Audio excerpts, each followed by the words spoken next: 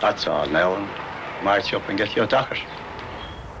Matt Talbot was the second of 12 children born to a Dublin labourer, Charles Talbot, and his wife Elizabeth. He was born in the North Strand area of Dublin City, a once fashionable residential district which later had fallen in less prosperous days. The area was dominated by the great mansion known as Aldborough House, once residence of the Earl of Aldborough, but now abandoned by its noble owner to the tide of slums and cottages that surrounded it on all sides. In one of these poor houses, number 13 Aldborough Court, on the 2nd of May 1856, Matt Talbot was born. He was brought to the Pro-Cathedral in Marlborough Street 3 days later, where he was baptised by Father James Mulligan and his name entered in the register of baptisms. Matt's childhood wasn't a very sheltered one, and his only formal education consisted in 2 brief periods in schools run by the Irish Christian Brothers.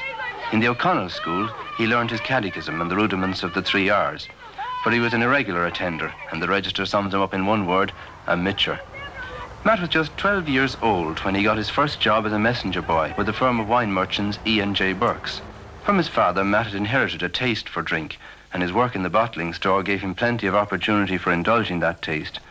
By the age of 16, he'd become a confirmed drunkard, and for the next 12 years of his life, every penny he could earn or borrow or steal was spent on drink. My mother, Matt's sister, often told us the story of how he went outside and took a fiddle from a man and sold it, that was playing in the street, you know, and sold it for money, for drink. And then after then, when he got converted, he looked for that man and a man to pay him back about for the fiddle, and he couldn't find the man. He must have been dead, you see. Good. So I think he put the money to the foreign missions, that's the restitution money. He told me one time when I was in getting a load about him being very fond of the beer. He knew I didn't drink it, of course.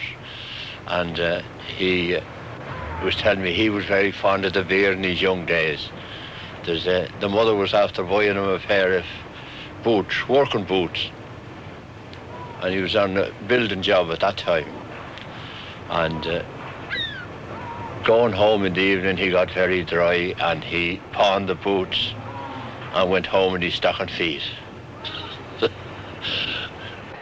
Then he often told me that he often got as much beer on the slate from Monday until Thursday, and he'd have to play on Friday night. His wages over the counter. And another thing he told me was that he often had to pay 5 shillings the pound to Mary McGee. She was the money left. Oh, my mother told me that he was coming back from work. He was out of a job, and he was coming across Angley Bridge this Saturday, and all his pals were there that he walked with, and none of them recognised him or asked him in for a drink, you know, like they used to. So he went home to my grandmother, that was his mother, and told her that he was going to take the pledge for I think it was a month. So after the month, he said, I think I'll take it for 3. In the name of God, the Granny Talbot said to him, I would, Matt, now, in the name of goodness. So he kept that for 12 months. And he went then to Father Hickey and he took the pledge for life. Holy Cross College, Clonliffe, the college where Dublin's priests received their training, is only a short walk away from Newcomen Avenue, where Matt was living at the time.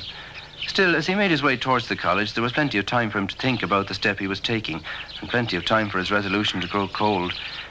Taking the pledge was easy enough, but keeping it would demand a long and bitter struggle, a complete change in his whole way of life. But Matt didn't turn back.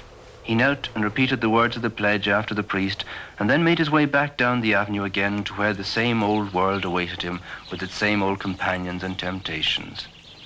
Matt himself told me that shortly after he took the pledge, he happened to be working in the vicinity of Garner Street. And he went to a public house at the corner of Garner Street and Dorset Street. And he decided that he couldn't keep the pledge, that he was going to have a drink. He told me he went into the public house, walked up and down, went over to the counter, back from the counter, and kept going up and down, and eventually the man behind the counter asked him, could he do anything for him? And he said he turned on his heel and walked out. And he made a resolution that he'd never carry money, so that if the crowd came over him, he wouldn't have the money to pay for the drink. When Matt left the public house that day, he made his way straight down Gardner Street to the Jesuit church. There he stayed, kneeling in prayer before the high altar, until he felt he'd regained control of himself and could face the world again. He had won a victory, but not a decisive one. The same battle had to be fought over and over again, day after day, week after week. It was only in the presence of the Blessed Sacrament that he felt really safe. He began to spend all his free time visiting the different churches of the city. And gradually, in those hidden hours before the tabernacle, he found the strength to master the habit that had enslaved him for so long. And gradually he mapped out the pattern of his whole future life. Matt worked in Pemberton's as a builder's labourer, and he was telling me that he came in contact with a cook over there, and some talk arose about marriage.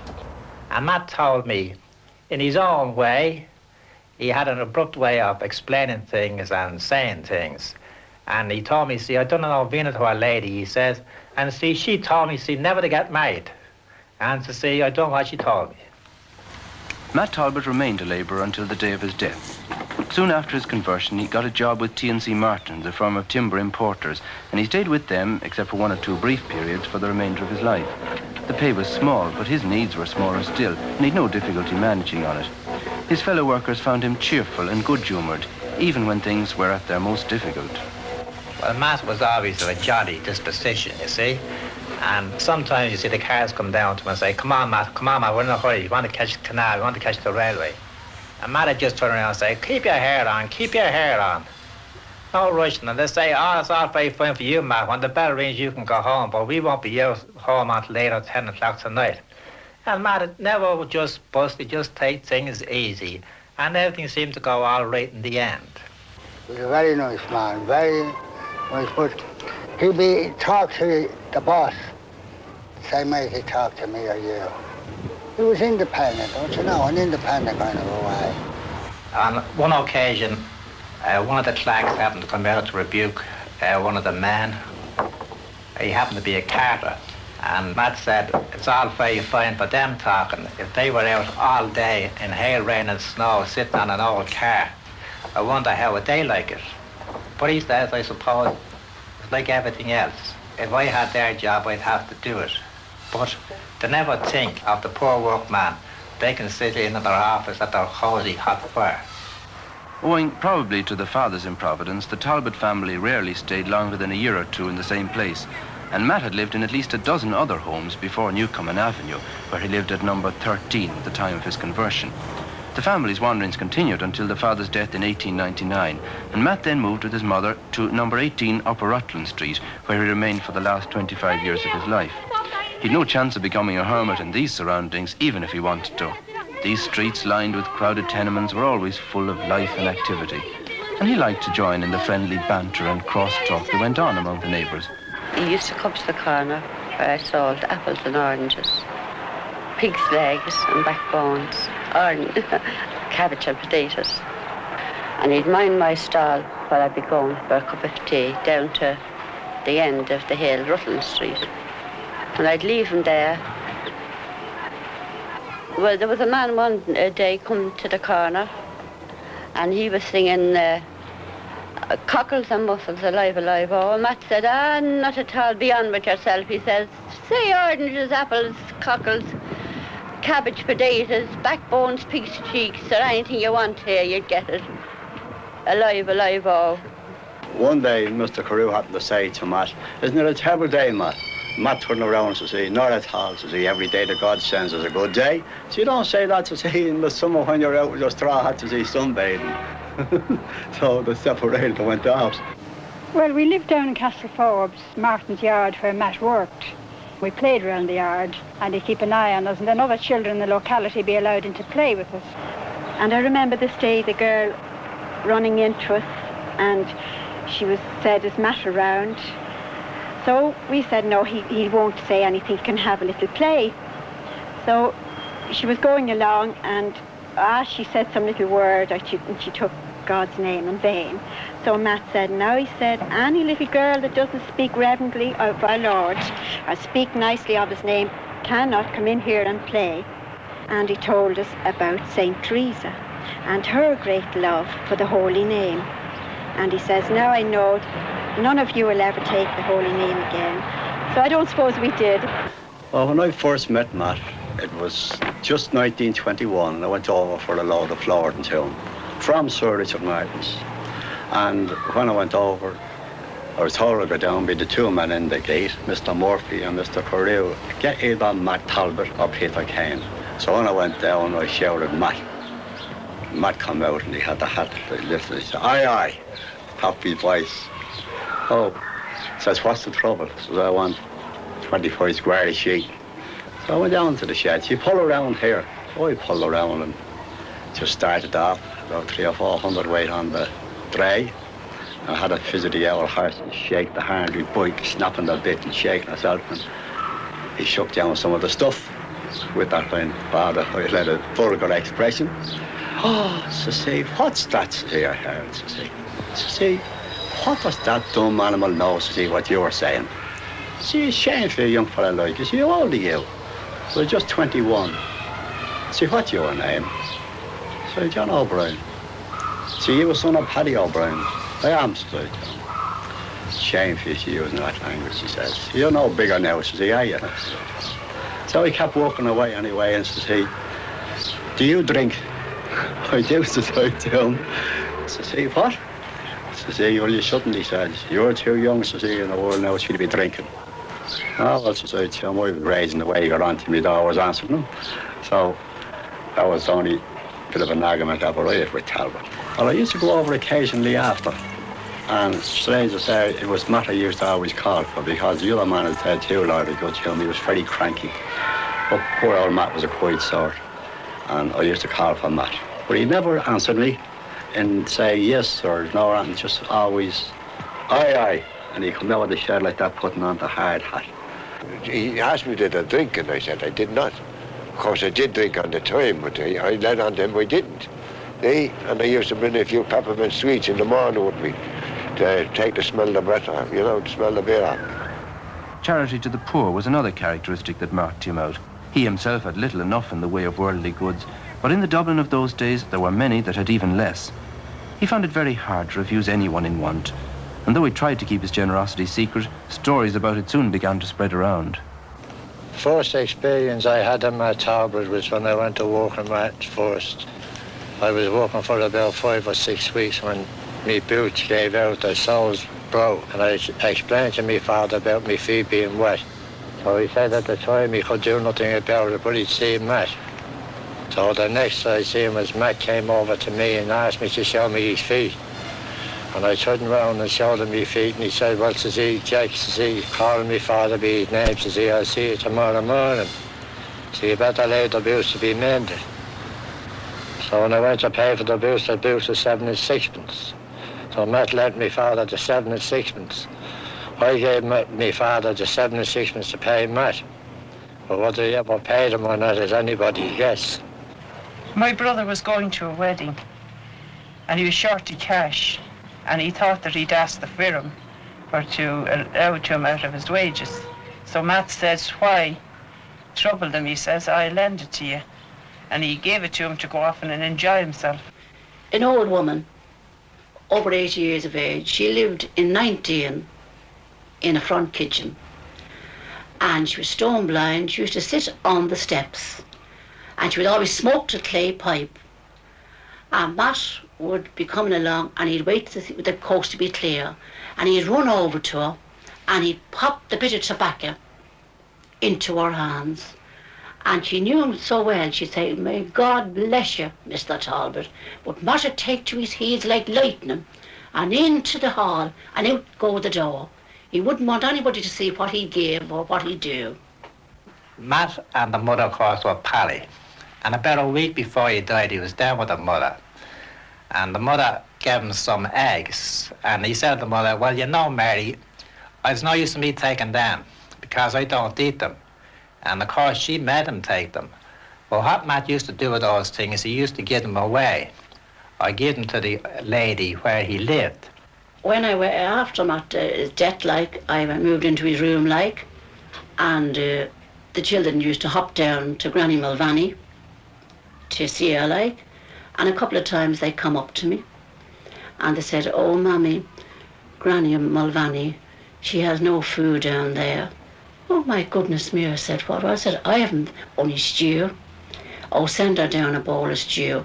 I had a can, and I used to send down the can of stew to her.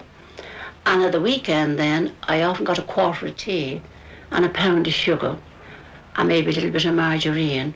Or when I would bake of a Sunday or a little pudding, I'd send her down a bit.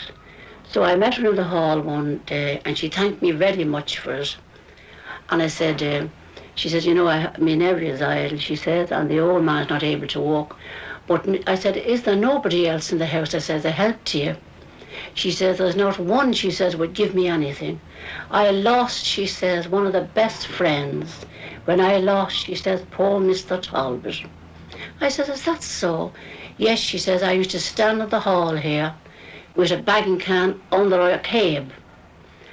And when he come in, Matt, he used to give me 3 shillings. And I used to get that," she says, "maybe 3 times a week off him and kept a bit of food on the table. And when he was gone, I had no friend." Towards the end of his life, Matt was earning about £3 a week. Of this, he gave away £2.10. A mere 10 shillings a week was enough for all his needs: rent, clothing and food. While his mother was still alive, he supported her generously and made sure that she lacked for nothing. But when her death left him alone in the top room of number 18, his life grew steadily more austere and ascetic. His room, like himself, was always spotlessly neat and clean, but was as devoid of luxury as a monk's cell, so that more money would be available for charity, for the poor and for the church. That's one thing I knew, that he was gave a lot of his wages to ordain young priests for the foreign missions. Well, a priest used to come into every payday and collect money for a parish church he was interested in. And Matt, amongst the others, subscribed. And I was amazed when one of the workmen told me that Matt Talbot gave £1, and I think he gave that £1 every week that the priest called for it. Well, when I'd be out of a job, I used to go to him for a lend of money, and he'd always tell me to pay it back, that he wanted it for the foreign missions. And several times I went to him, and he gave it to me once or twice. He said he gave it back to me because he said I was honest to come back. He knew I collected on Willow Street Church, that I was collector. And this Monday morning, he called me going into work. And he said, "What kind of fellas are you?" he says, "stopping people going into the house of God." And I asked him, "What's wrong?" He said he went to a certain city church. And he was walking in, and the man stopped him and said he wanted threepence. I said, "See, I hadn't got threepence, you see." And so see, he told me, see, that I was going around to the body door. And so see, anyway, see, I went around, he says, to see, after a bit of an argument, he says. And of course, you know, Matt always put £1 on the plate for a charity sermon. And I often wondered, did the man at the door know or think who put the £1 on the plate? Matt allowed himself really only one luxury, and that was books. These are some of the pamphlets which were found in his room after his death. He had also built up a substantial library of larger books, which included a number of well-thumbed copies of the Bible and most of the classics of Christian spirituality and theology, from St. Augustine to Cardinal Newman. I was librarian in Garner Street, and Matt Talbot came for books there each Sunday, mostly religious books. He could read some very high-class books. He'd get probably 1 or 2 on a Sunday. He'd be always reading, and he'd be telling us what would be in the books, religious reading. And he'd say, he'd send me mother out for the books, maybe another book or a couple more books. And he'd say, he'd always give her the price of a pair of shoes, and say that she was walking too much after him and that, you know. I met him first when I used to serve Mass in Berkeley Road Church. I got the freedom of the parish priest library. Canon Francis Ryan, the first parish priest of Berkeley Road. I got the freedom of his library, and I used to go in and out there. And there I met Matt Talbot, and he took me walking around the grounds and showed great interest in my studies and how I was getting on and what I was reading, and was I reading holy books. It always emphasized the holy books and asked me if I knew the life of the Blessed Virgin and if I knew St. Joseph. He had certain favourites amongst the saints of his own, and these were two of them I know he questioned me about. When I'd make his lunch for the cup of cocoa I told you about, when I'd hand it out to him, he'd always delay for a few minutes, and he'd just say, "Do you know what these say this is?" And very often, I may tell you, I wasn't informed for having a conversation. I'd be having housework inside to look after. The light in the top room often burned late at night as Matt struggled with his books. For a man almost without education, he showed an astonishing understanding of what he read, and he liked to mark important or striking passages or copy them out in his crude handwriting. God console thee and make thee a saint. To arrive at the perfection of humility, 4 things are necessary: to despise the world, to despise no one, to despise self, to despise being despised by others.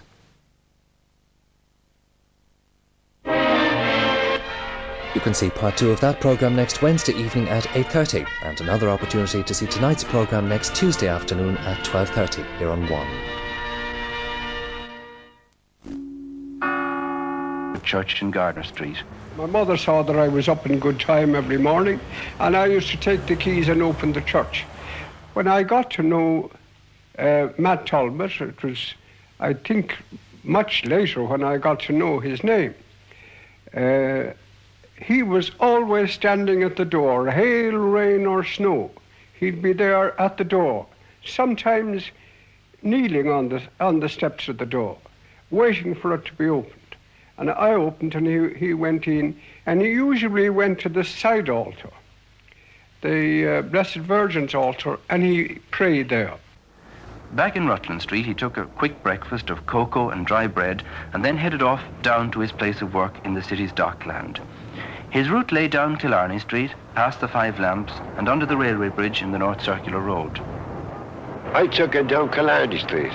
I used to meet Matt Saturday mornings coming down Killarney Street and walk down to church shouting with him till 8 o'clock mass. Trousers was always loose and they'd come up over the knees. He'd kneel down on his bare knees. He used to get into a little corner to himself. No, put a bother on anybody. During his long years with the firm of T&C Martins, Matt had to do many different kinds of work.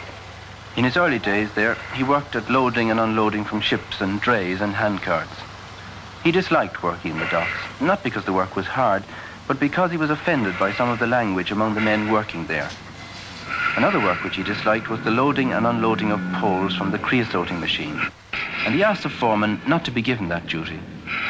He explained that he went to Holy Communion every morning, and he didn't like to approach the altar with his clothes smelling of creosote.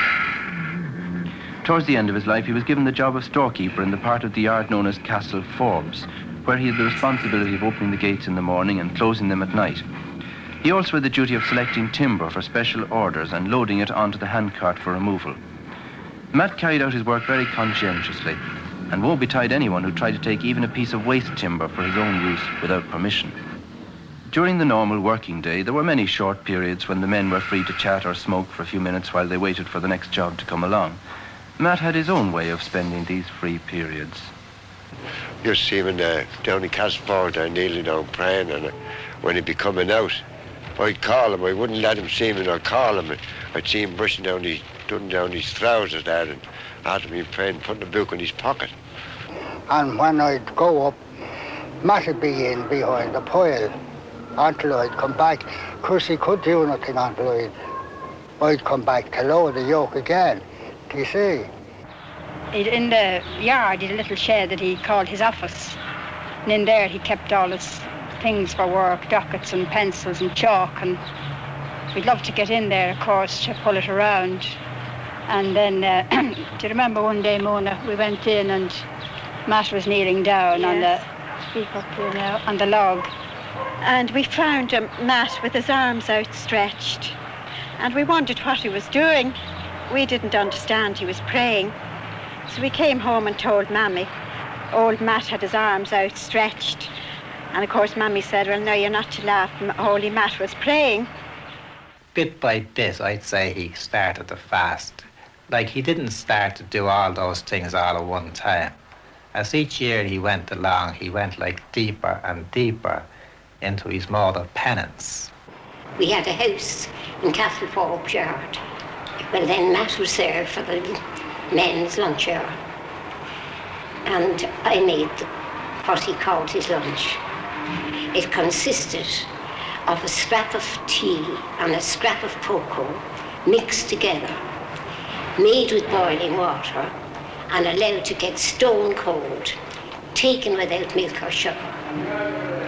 I handed it out to him from my back door, and he went away down the yard and he ate his lunch, which consisted of the mixture I told you of and a bit of bread. Yes, he always had a pebble in his mouth. Well, he didn't drink anything, you see, like water. He wouldn't have a drink of water in the summertime. And he said that the pebble used to keep his mouth moistened. Some evenings I'd be home with Matt, and some other evenings I'd be trying to dodge him, for the simple reason that I might be going to a football match or something like that, and I'd often tail behind him. For the simple reason is that when you were with him, he always felt like compelled to go into the church. He always went to Lawrence O'Toole's church on the way home. Although he'd never ask you, no, he'd never command you or anything, but you always felt like bound to go in along him. It was usually about 6:30 when Matt arrived back in Rutland Street for his principal meal of the day. It hardly deserves the name of meal, since as often as not it consisted of nothing more substantial than a couple of slices of bread washed down by a cup of tea or cocoa. Well, anyway, listen, it was on a Friday evening, and I came out for water, and Mrs. Byron was over there washing the fish. And I said to her, those are lovely fishes, because they were nice, you know.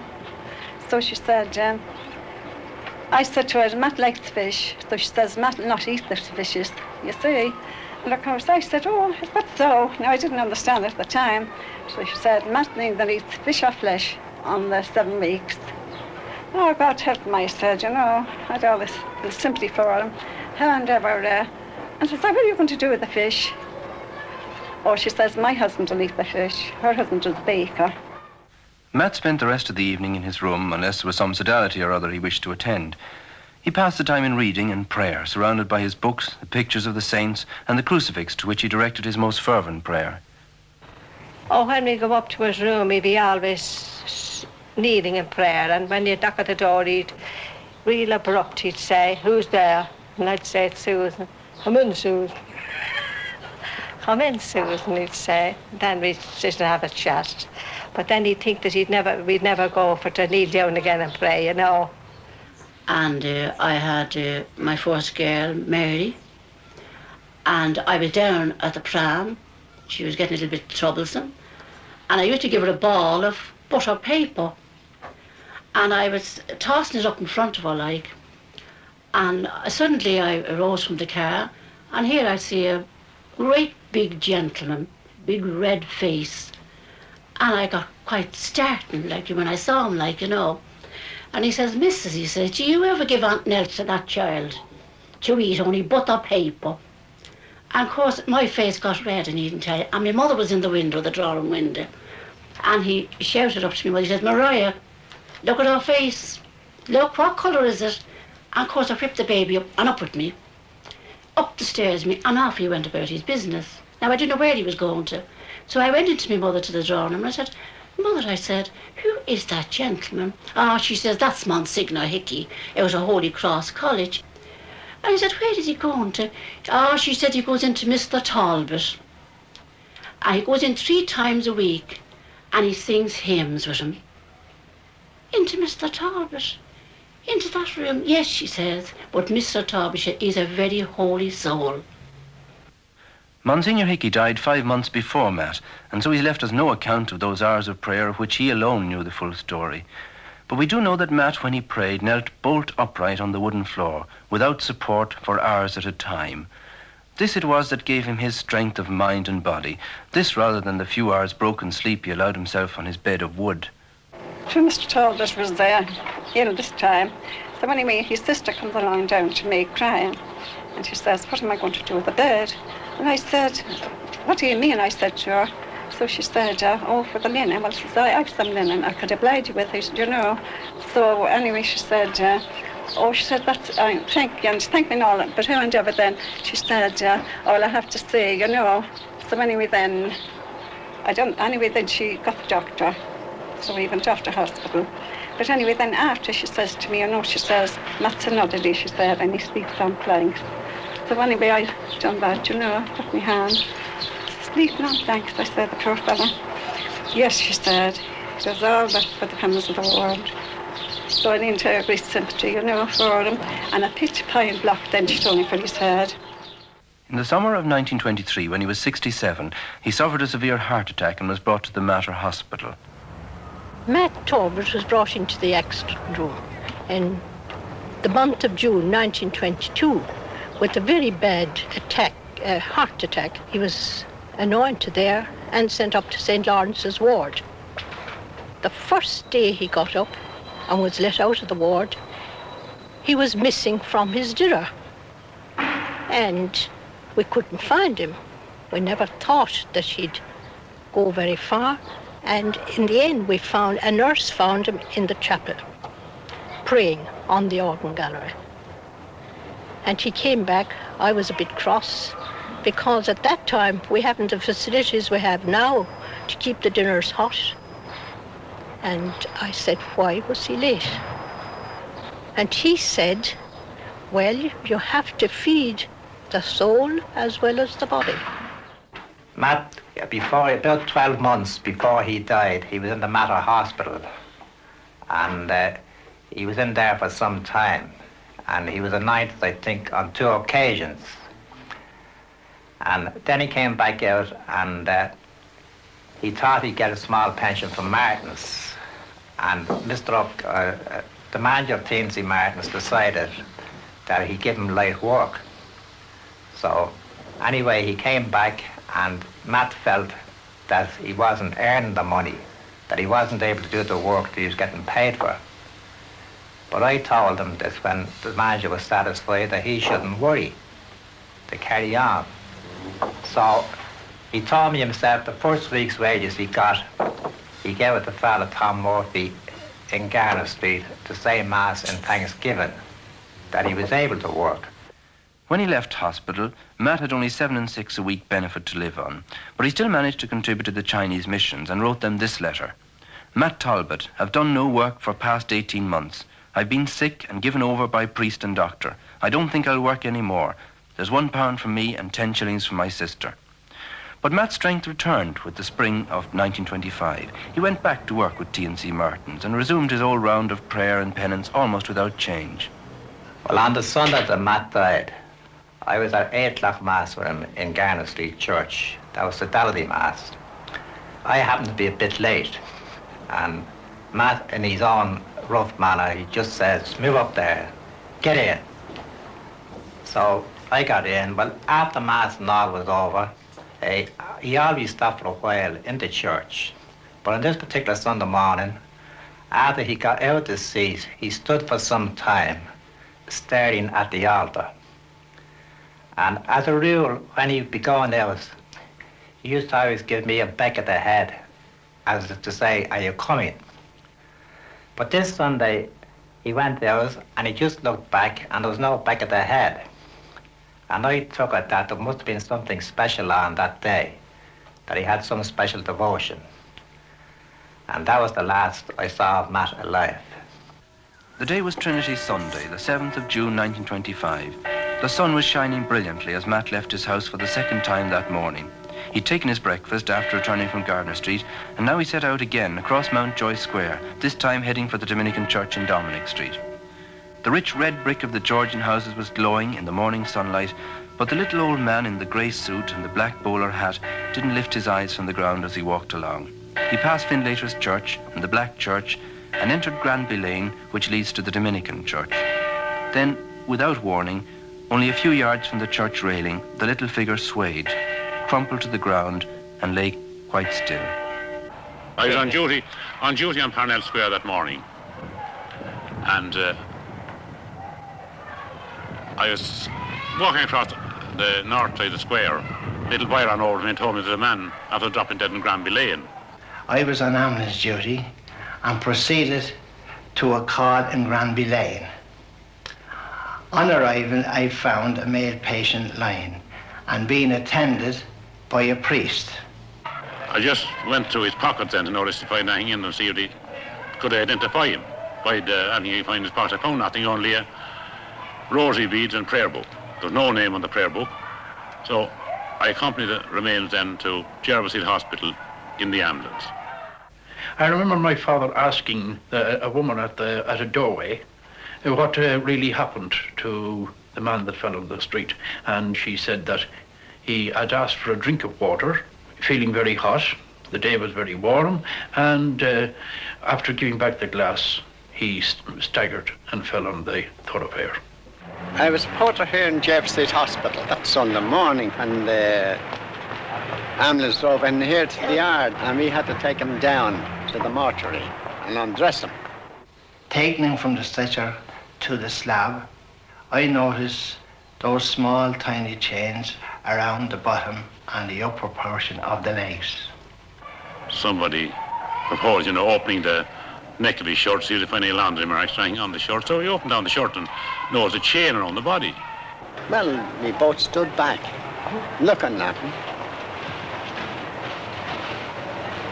We looked at each other and laughed and said, "What's wrong here? Where did he break out of? He must be a lunatic." A sister came along then. Big sister came along, Jeff. I don't know her name. I forget her name. And she said, this is something religious. And she saw the chain in the middle on the body, when the shirt was opened down. Matt didn't come home this Sunday morning, and of course our sister was in an awful state, and so was my husband. So anyway then, they made it up that they go to look for him after dinner in the afternoon, So they did, but of course they couldn't find him. No matter where they went, they couldn't find him. But he was in Jervis Street all the time. I didn't know what to do with the chains, so I asked Matt's sister what I was to do with them, and she said to put them into the coffin, that they may be of use later on. Well, I think it was very strange that he should die the way he did die. And I firmly believe that God really had something to do with that. For otherwise, we would have never known the kind of a life Matt was leading. The night Matt was brought to Garner Street Church, he was brought from Jervis Street Hospital. But now, I often look back and think at the very few people who was there that night. There was just his two sisters, Mr. O'Callaghan, and one or two men out of Martin's, Father Flood. And when I looked up the church, the bare church, and saw the few walking behind the remains, and when I look around today and see the thousands that's following them, it often makes me think and wonder and say, well, there was something in it. In Granby Lane, at the spot where he died, there's a homemade shrine. There are generally fresh flowers on the little altar, and people passing by stop for a moment to say a brief word of prayer to the Dublin working man, who could never say no during his lifetime to a call on his charity. Now that he is dead, his fellow citizens ask his help with even greater confidence. It is strange on account of working with him and knowing him so well. It may appear strange, but I do pray to him, and I have great faith in him. I have a great devotion to him. I got 2 requests to him. I got to work for my sons, and strange to relate, it was in T&C Martins that I got the work. I was in England for a while and came back, and I was idle. And I tried many places for a job, and no success. But I went up to Glasnevin. I was told to go up to the vaults and have a look around. So I went up, and something drew me to it, and I placed all my confidence in him. As being a workman himself, I told him, not in prayer, but actually as I'd speak to my own brother, my position. I made my request, attended there for 3 days regularly, But the extraordinary thing about that was that on the third day, I did get a job and have been working, thank God, ever since. A lot to be thankful to God and to Matt for. I remember saying often to different people, if there were ever a saint living, Matt Talbot is one.